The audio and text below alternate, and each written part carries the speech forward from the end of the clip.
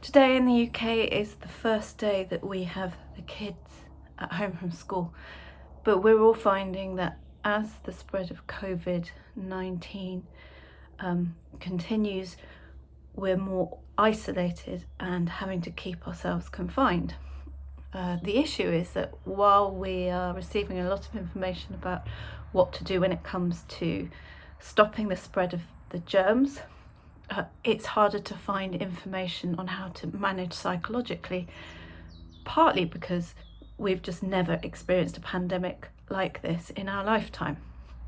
But what psychologists have studied is people who have been in what we call ICE environments: isolated, confined and extreme. And those environments may be Antarctic expeditions,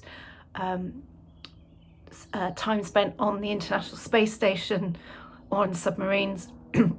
And what we've found from those, or what the people who study this have found, is that there are certain things that it's helpful to understand in terms of how to cope better. The first one is that there is a period of adjustment. It takes up to 10 days for people to adjust to a different normal. At the moment, we're all adjusting every day to something that's slightly different, and it's worth bearing that in mind and being patient with ourselves. It's also worth, where we can, introducing routine so that we have some structure to our day and some control, as well as some sense of control over what we're doing. And that brings us to the second point, which is uncertainty. As humans, we haven't evolved to cope well with uncertainty. And that's no different today than it was for our ancient ancestors. And at the moment, we're all very uncertain on what's going to happen next. Here, it's best to focus on the things that are within our control, that we can say for definite. It's also best to try and look at things from a rational perspective. So looking at the news sources that don't sensationalize, looking to facts about who's survived from this rather than who has died from it in terms of numbers, looking maybe to China to see how they're coming out of the other side of what we're currently in the middle of. After a while, inevitably, people will get bored. And within those ICE environments, people create all sorts of inventive ways of staying amused and stimulated, that stem from putting on shows for one another to reading books out loud.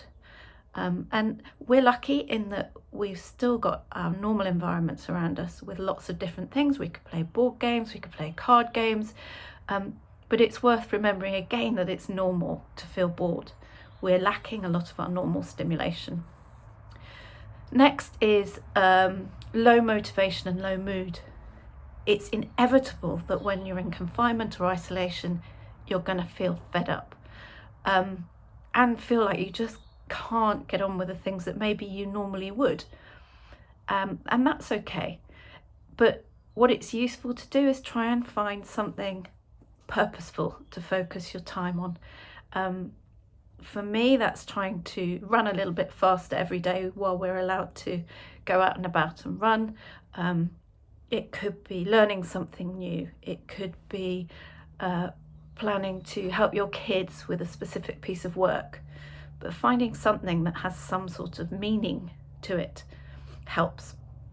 And finally, there's what's known as a social isolation paradox, is where on the one hand, we're isolated from people. On the other hand, the chances are that we're in very close proximity to the same people for a prolonged period of time.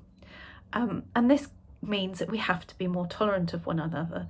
And it's useful to find a neutral word in advance of any disputes where you can raise it to make sure that you can diffuse arguments ahead of time, that when you feel frustrated, you have an agreed safe space that you're able to go into and be on your own.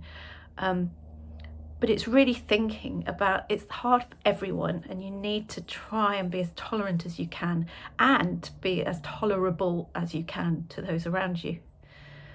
overall, I think the most important thing to realise is it is hard, it's not impossible, and it's normal that it feels hard. That if we can accept that and move through it, then we're going to be in a much better state than if we try and fight it or start thinking there's something wrong with us, because there isn't. I'll do another one of these because I had some great responses from the last one.